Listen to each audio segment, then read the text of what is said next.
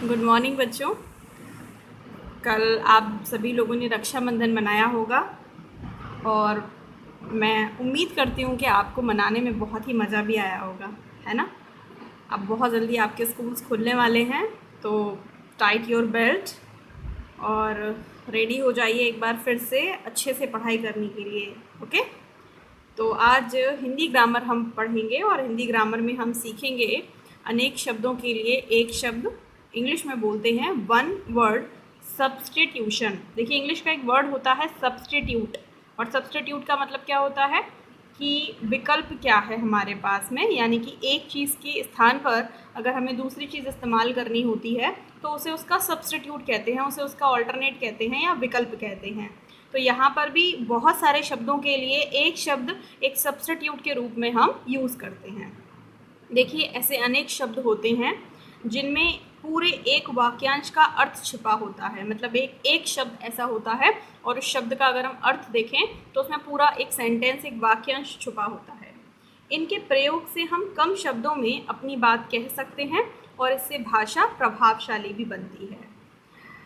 कहने की बात है, लिखने की बात है, तो वैसे तो हम कोई भी शब्द यूज़ कर सकते हैं, लेकिन अगर अच्छे, सुंदर और संक्षिप्त शब्दों को अगर हम यूज़ करेंगे तो हमारी भाषा प्रभावशाली होती है। सामने वाले पर उसका जो असर पड़ता है, जो प्रभाव पड़ता है, जो इम्पैक्ट पड़ता है, वो काफ़ी अच्छा पड़ता है। तो जितने ज़्यादा शब्दों की हमारे पास में नॉलेज होगी, भंडार होगा, चाहे वो इंग्लिश के शब्द हों, चाहे वो हिंदी के शब्द हों, हम भाषा में कैसे हो जाते हैं, प्रवीण हो जाते हैं, पारंगत हो जाते हैं, कुशल हो जाते हैं, और अपनी बात कहने के लिए हमारे पास में अनेकों अनेक तरीके होते हैं।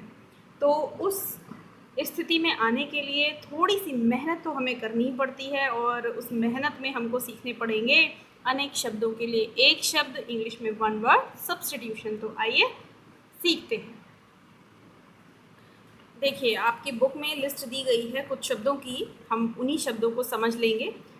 थोड़े थोड़े शब्दों को भी अपने पास अगर कलेक्ट करना आज से स्टार्ट करेंगे तो बहुत सारे शब्द 2-3 साल में, जब तक आप 8th पास आउट होंगे, आपके पास में कलेक्ट हो जाएंगे। तो देखिए, स्टार्ट करते हैं। आँखों के सामने होने वाला, कोई चीज़ अगर आपकी आँखों के सामने हो रही है तो प्रत्यक्ष रूप से हो रही है वो, है ना। प्रत्यक्ष, अक्षी, आपको पता है प्रत्यय है इसमें, और प्रत्यय भी नहीं है, सॉरी, प्रत्यक्ष जो है वो यानी कि प्रति अक्षी है, इसमें उपसर्ग लगा हुआ है, और अक्षी मीन्स आँख होती है। तो आँख के सामने, आँख के सामने जो चीज़ आपकी घटित हो उसे आँखों के सामने होने वाली चीज़ बोलेंगे, तो प्रत्यक्ष। जिसकी उपमा ना हो सके, उपमा करने का मतलब आप जिसकी तुलना ना कर सके, इतना प्यारा है वो, इतना गुणी है वो, इतना सुंदर है कि वो आप उसकी तुलना नहीं कर पा रहे हैं किसी से, तो वो अनुपम है। जैसे किसी की सुंदरता इतनी अच्छी है तो उसको बोलते हैं अनुपम सौंदर्य, है ना। एक और है उसी तरह से, जिसकी तुलना ना हो सके, अतुलनीय बोलते हैं। अनुपम, जिसकी उपमा ना दी जा सके, यानी कि जिसके बराबरी में किसी को खड़ा ना रखा जा सके, अनुपम है, और जिसकी तुलना ना की जा सके, बात एक ही है, अतुल्य। अनुपम थोड़ा वैसा अच्छा शब्द माना जाता है, और व्याकरण की दृष्टि से थोड़ा और ज़्यादा शुद्ध है। बस, जिसके आने की तिथि ना हो, जो कभी भी आ जाए, जिसके आने की तिथि ना हो, वो होता है अतिथि। मीन्स नहीं, और तिथि मीन्स दिनांक। तो जिसके आने की कोई तारीख ना हो, दिनांक ना हो, दिन निश्चित ना हो, कभी भी आ जाए, वो होता है अतिथि। देखिए कितना सुंदर शब्द है। जो सब कुछ जानता हो, सब कुछ वैसे तो कोई नहीं जानता, बट फिर भी जो बहुत ज़्यादा जानता हो, बोलता हो अपने आप को मैं सब कुछ जानता हूँ, उसे सर्वज्ञ बोलते हैं। जो कम जानता हो उसे अल्पज्ञ बोलते हैं। ज्ञा का मतलब होता है ज्ञान, अल्प मीन्स थोड़ा, सर्व का मतलब सब कुछ, ज्ञा का मतलब ज्ञान, तो सारा ज्ञान, अल्प मीन्स थोड़ा ज्ञान। जो थोड़ा ज्ञान जानता हो वो अल्पज्ञ, और जो सब कुछ जानता हो वो सर्वज्ञ। मांस खाने वाले को बोलते हैं मांसाहारी, और शाक सब्जियां खाने वाले को बोलते हैं शाकाहारी। जो ईश्वर में विश्वास रखता हो उसे बोलते हैं आस्तिक, और जो ना रखता हो उसे बोलते हैं नास्तिक। जिसके समान दूसरा ना हो वो होता है अद्वितीय। अब ये तो मैं बार बार आपको बता चुकी हूँ, ये किताबों में आजकल गलत लिखा जाने लगा है। अद्वितीय आप लोग तो ऐसे लिखिएगा, ठीक है। अद्वितीय यानी कि जो ये ई की मात्रा है ये यहाँ से लगनी चाहिए, यहाँ से लगनी चाहिए, द से पहले से, तो आप ऐसे लिख दीजिएगा अद्वितीय। ओके। तो आँखों के सामने होने वाले को प्रत्यक्ष बोलते हैं, जिसकी उपमा ना हो सके अनुपम बोलते हैं, जिसकी तुलना ना हो सके अतुलनीय होता है, जिसके आने की तिथि ना हो अतिथि होता है, जो सब कुछ जानता हो सर्वज्ञ होता है, जो कम जानता हो वो अल्पज्ञ होता है, मांस खाने वाला मांसाहारी होता है, सब्जियां खाने वाला शाकाहारी होता है, जो विश्वास रखता हो ईश्वर में उसे आस्तिक कहते हैं, जो विश्वास ना रखता हो उसे नास्तिक कहते हैं, और जिसके समान दूसरा ना हो उसे अद्वितीय कहते हैं। जो सब जगह उपस्थित हो, ओमनी प्रेजेंट इंग्लिश में बोलते हैं और हिंदी में बोलते हैं सर्वव्यापी। सर्व यानी कि सभी जगह, व्यापी मीन्स व्याप्त है, वो सर्वव्यापी है। अब कौन व्याप्त है, सर्वव्यापी कौन है, ईश्वर है, ऑफकोर्स ईश्वर ही है। जो क्षमा ना किया जा सके, क्षमा मतलब जिसकी माफ़ी ना दी जा सके, आपने ऐसा अपराध किया है जिसकी माफ़ी नहीं है तो वो अक्षम्य अपराध है आपका। संपूर्ण जगत का स्वामी, संपूर्ण जगत का स्वामी, अखिल, अखिल मीन्स संपूर्ण, और ईश, एश जहाँ लगा हो वहाँ आपको बताया गया है कि पीछे शब्द कौन सा लगा माना जाएगा, ईश। तो अखिल मीन्स पूरा, संपूर्ण, और ईश मीन्स भगवान। जो संपूर्ण जगत का भगवान हो, स्वामी हो, वो होता है अखिलेश। जहाँ पहुँचना संभव ना हो वो होता है अगम्य। अमीस नहीं, गम्य मीन्स जाना, जहाँ जाना, जहाँ पहुँचना संभव ना हो, इतना कठिन रास्ता है। ईश्वर में विश्वास ना रखने वाले को नास्तिक बोलते हैं। जिसका अंत ना हो, अनंत है ना, जिसका अंत ना हो, जैसे जो दूर दूर तक दिखाई देता रहता हो, जैसे जो कभी ख़त्म ना होता हो, अंत ना हो, वो होता है अनंत। जिसकी गणना ना की जा सके, कैलकुलेशन ना की जा सके, वो होता है अगणित। जिस पर गणित न लगाया जा सके, अगणित। जिसका आदि ना हो, अनादि। आदि मतलब शुरुआत, जिसका अंत ना हो, अनंत। जिसका आदि ना हो, अनादि, अनादि काल से, है ना, बोलते हैं अनादि काल से चला आ रहा है, मतलब पता ही नहीं कब से चला आ रहा है, शुरुआत पता नहीं कब से हो। जल में रहने वाले को जलचर बोलते हैं, और आकाश में रहने वाले को नभचर बोलते हैं, ज़मीन पर रहने वाले को थलचर बोलते हैं, और ज़मीन और धरती दोनों पर रहने, ज़मीन और पानी दोनों पर रहने वाले को उभयचर बोलते हैं। तो ये जो साथ साथ में जो एक्स्ट्रा बता रही हूँ मैं, उसको भी कहीं पर नोट कर लीजिएगा। तो जो सब जगह उपस्थित हो, सर्वव्यापी। जो क्षमा ना किया जा सके, अक्षम्य। संपूर्ण जगत का स्वामी, अखिलेश। जहाँ पहुँचना संभव ना हो, अगम्य। जो ईश्वर में विश्वास ना रखता हो, नास्तिक। जिसका अंत ना हो, अनंत। जिसकी गणना ना की जा सके, अगणित। जिसका आदि ना हो, अनादि, और जल में रहने वाले को जलचर। ठीक है ना। लिस्ट थोड़ी सी लंबी है तो थोड़ा सा ज़्यादा देर तक आपको बैठना है। आगे देखिए, थल पर, थल मतलब ज़मीन, ज़मीन पर रहने वाले को थलचर, आकाश में रहने वाले को नभचर, और ज़मीन और पानी दोनों जगह रहने वाले को उभयचर। ये बहुत सारे तो आपको पहले से भी आते होंगे। जो संभव ना हो, असंभव होता है। जिस कार्य को करना ज़रूरी हो, वो अनिवार्य होता है। जो दिखाई ना दे, उसे अदृश्य कहते हैं। जो कभी ना मरे, उसे अमर कहते हैं। जो कभी ज़र ना हो, ज़र शब्द मैं आपको पढ़ा चुकी हूँ, ज़र मतलब बूढ़ा, है ना। ज़रा शब्द का विलोम पढ़ाया था, यौवन। तो जो कभी बूढ़ा ना हो, उसे अज़र कहते हैं।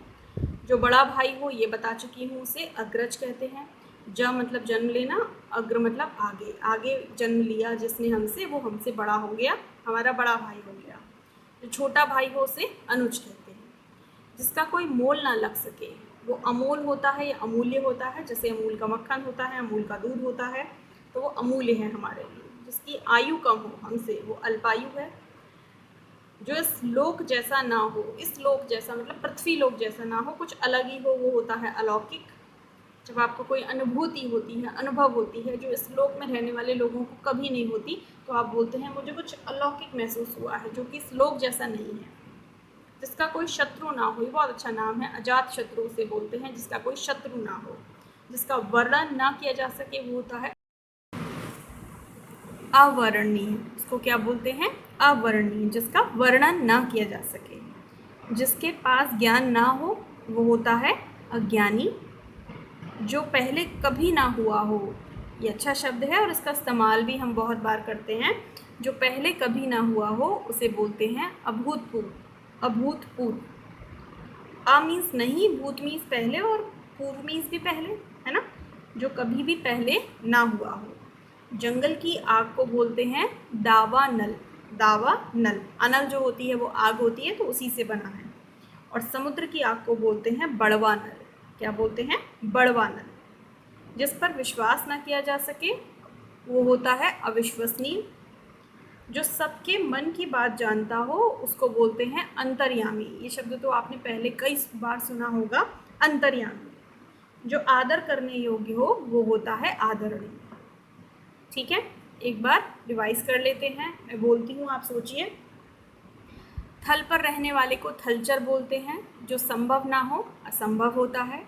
जिस कार्य को करना आवश्यक हो उसे अनिवार्य कहते हैं। जो दिखाई ना दे वो अदृश्य होता है। जो कभी ना मरे वो अमर है। जो कभी बूढ़ा ना हो वो अजर है। जो बड़ा भाई हो उसे अग्रज बोलते हैं। जो छोटा भाई हो उसे अनुज बोलते हैं। जिसका कोई मोल ना लग सके वो अमूल्य होता है। जिसकी आयु कम हो उसे अल्पायु बोलते हैं। जो इस लोक के जैसा ना हो वो अलौकिक होता है। जिसका कोई शत्रु ना हो उसे अजात शत्रु बोलते हैं। जिसका वर्णन ना किया जा सके उसे अवर्णनीय बोलते हैं। जिसके पास ज्ञान ना हो उसे अज्ञानी बोलते हैं। जो पहले कभी ना हुआ हो उसे अभूतपूर्व बोलते हैं। जंगल की आग को दावा नल कहते हैं। समुद्र की आग को बड़वा नल कहते हैं। जिस पर विश्वास ना किया जा सके वो अविश्वसनीय होता है, और जिस पर विश्वास किया जा सके वो विश्वसनीय होता है। जो सबके मन की बात जानता हो उसे अंतर्यामी कहते हैं, और जो आदर करने योग्य उसे आदरणीय कहते हैं। ठीक है, अब आगे देखिए। जिसको जीता ना जा सके उसे अजेय कहते हैं। जो हारे नहीं उसे अपराजित बोलते हैं। कम भोजन करने वाले को अल्पाहारी बोलते हैं। जो उचित हो वो उपयुक्त होता है। जो उपकार को ना मानता हो उसे कृतघ्न बोलते हैं। जो उपकार को मानता हो उसे कृतज्ञ बोलते हैं। जो काम से जी चुराए वो कामचोर होता है। जो खूब घूमता फिरता हो उसे घूमंतु कहते हैं। लंबी आयु जिसकी होती है वो चिरायु होता है, और कम आयु जिसकी होती है वो अल्पायु होता है। जो लोगों की चिकित्सा करता हो उसे चिकित्सक कहते हैं। जिसे करना आसान कठिन हो वो दुष्कर होता है, दुष्कर। दुष् मीन्स कठिन, और कर मीन्स करना, जिसको करना कठिन होता हो। जिसका कोई आकार ना हो उसे निराकार कहते हैं, और जिसका कोई आकार हो उसे साकार कहते हैं। जो शाक सब्जी खाता हो वो हमें मालूम है शाकाहारी होता है। जिस स्थान पर कोई मनुष्य ना रहता हो उसे निर्जन कहते हैं, निर्जन यानी कि बिना किसी व्यक्ति के, जन के। और जिसके पास धन ना हो उसे निर्धन कहते हैं। जिसका कोई दोष ना हो उसे निर्दोष कहते हैं। जो गणना में ना आ सके, है ना, उसे नगण्य कहते हैं। देखने वाले को दर्शक कहते हैं। देखने वाले को दर्शक कहते हैं। जो दिखाई ना दे उसे अदृश्य कहते हैं।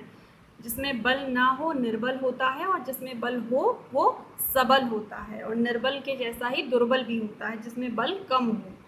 जो किसी का अंकुश ना माने, मतलब किसी का कंट्रोल ना माने, अपनी अपनी चलाए, वो निरंकुश होता है। एक बार फिर से। जिसको जीता ना जा सके वो अजेय होता है। जो हारे नहीं उसे अपराजित बोलते हैं। कम भोजन करने वाले को अल्पाहारी बोलते हैं। जो उचित हो वो उपयुक्त होता है। जो उपकार को, किसी के उपकार को मानता हो वो कृतज्ञ होता है, और जो उपकार को ना मानता हो उसे कृतघ्न बोलते हैं। जो काम से जी चुराए वो कामचोर होता है। जो बहुत घूमता फिरता हो उसे घूमंतु कहते हैं। जिसकी आयु लंबी हो वो चिरायु होता है।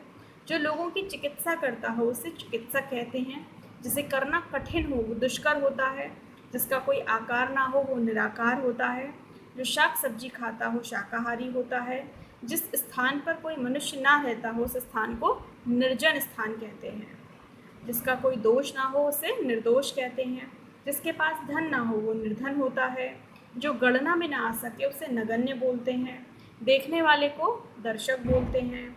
जिसमें बल ना हो निर्बल होता है। जिसमें बल हो सबल होता है, और जिसमें बल कम हो दुर्बल होता है। और जो किसी का अंकुश ना माने उसे निरंकुश कहते हैं। तो इस तरह कुछ शब्द हैं। ऐसे तो लिस्ट तो बहुत लंबी है, बट अभी आपके सिलेबस में इतने ही शब्द हैं। तो आप इन शब्दों को पढ़िए, समझिए, इनको अपनी नोटबुक पे लिखिए। ठीक है, और कोशिश कीजिए कि हिंदी भाषा का प्रयोग करते समय, चाहे आप लिख रहे हो हिंदी भाषा, चाहे आप बोल रहे हो हिंदी भाषा, आप इन शब्दों का बेहतर इस्तेमाल करें। ठीक है, तो आज के वीडियो में बस इतना ही। नेक्स्ट वीडियो में हम श्रुति संभिन्नार्थक शब्दों की बात करेंगे। Till then take care of yourself. Bye.